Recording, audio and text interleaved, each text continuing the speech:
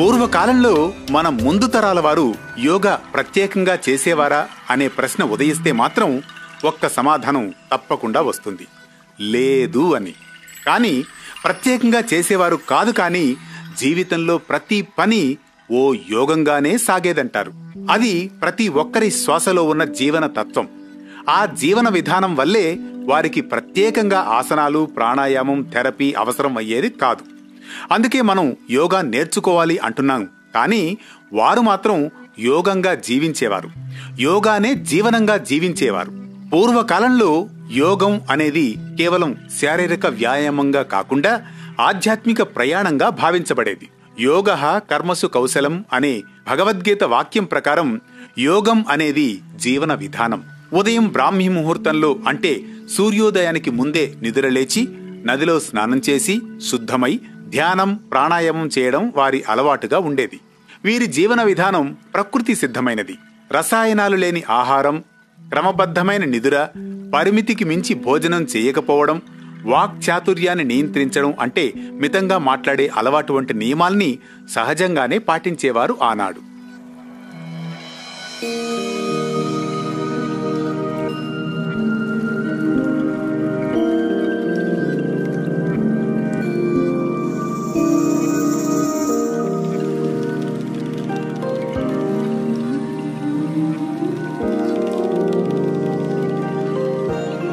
ఈ విధంగా పూర్వకాలంలో యోగం అనేది శరీరానికి ఆరోగ్యం, మనసుకు శాంతి, ఆత్మకు చైతన్యం ఇచ్చే పరిపూర్ణ మార్గంగా ఉండేది.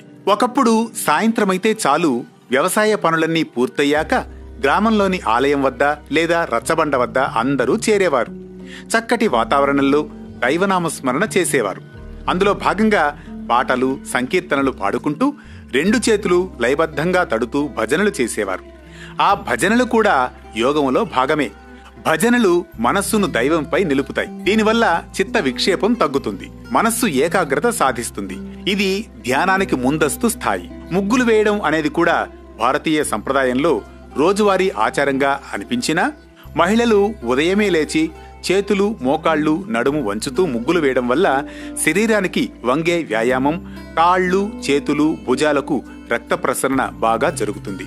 ముగ్గు అనేది శుభ సంకేతం, గృహానికి మంగళ సూచకం. ఇక వ్యవసాయం అంటే కేవలం భూమిలో విత్తనాలు వేసి పంటలు పండించుకోవడం కాదు, అది ఒక జీవన శైలి. శ్రమతో కూడిన వ్యవసాయం శరీర దృఢత్వాన్ని, శక్తిని పెంచుతాయి. ఇది వ్యాయామ స్థాయి యోగం. వ్యవసాయ పనిలో రైతు పంచభూతాల సమన్వయంలో జీవిస్తాడు. ఇది ప్రకృతి యోగానికి నిదర్శనం. తన శరీరంతో శ్రమిస్తాడు, ఇది హఠయోగం. మనస్సుతో పట్టుదలతో ఉంటాడు, ఇది ధ్యాన యోగం. భగవంతుడి కృప నమ్ముకుంటాడు, ఇది భక్తి యోగం. తన కర్మను నిష్కామంగా చేస్తాడు, ఇది కర్మయోగం.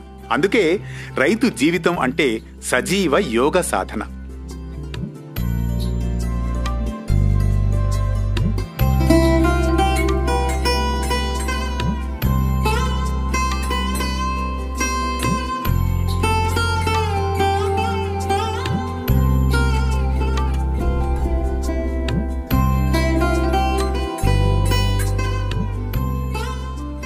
ఈ మారిన వేగవంతమైన జీవనయానంలో కూర్చుని పనిచేసే జీవనశైలి ప్రతి ఒక్కరి జీవితంలో సాధారణమైపోయింది. అంతేకాదు, జంక్ ఫుడ్, విరుద్ధాహారం, అసమతౌల్యమైన ఆహారం, శారీరక శ్రమ లేకపోవడం వల్ల ఉబ్బసం, ఊబకాయం, మధుమేహం, నిద్రలేమి, అధిక రక్తపోటు వంటి సమస్యలు పెరిగిపోతున్నాయి. ఇటువంటి పరిస్థితుల్లో యోగాసనాలు, ప్రాణాయామం, ధ్యానం మనిషిని చైతన్యపరిచి మానసికంగా, శారీరకంగా ఆరోగ్యాన్నిస్తుంది. ప్రతిరోజు ఉదయం కనీసం 30 నిమిషాల పాటు యోగాసనాలు, ప్రాణాయామానికి ప్రతి ఒక్కరూ కేటాయించాలి. రోజుకు కొన్ని నిమిషాలు ధ్యానం చేయాలి. ఆహారంలో సాత్వికతను, నిద్రలో సమయపాలన పాటించాలి. వేగం తప్పదు, కానీ దిశ తప్పకూడదు. ఆ వేగానికి సరైన దిక్సూచి యోగా మాత్రమే. మానవ జీవితాన్ని మరింత ఆరోగ్యవంతంగా, శాంతియుతంగా, సార్థకంగా మార్చే మహాసాధన యోగా. ఇంతటి ప్రాధాన్యం కలిగి ఉంది కనుకనే ప్రపంచవ్యాప్తంగా అంతర్జాతీయ యోగ దినోత్సవం ప్రతి ఏటా జూన్ 21న జరుగుతోంది. ఇందులో భాగంగా మన భారత ప్రభుత్వం కూడా యోగ ఆవశ్యకతను ప్రజల్లో కలిగిస్తోంది. అందుకే అందరం అందాం, యోగం శరణం గచ్ఛామి.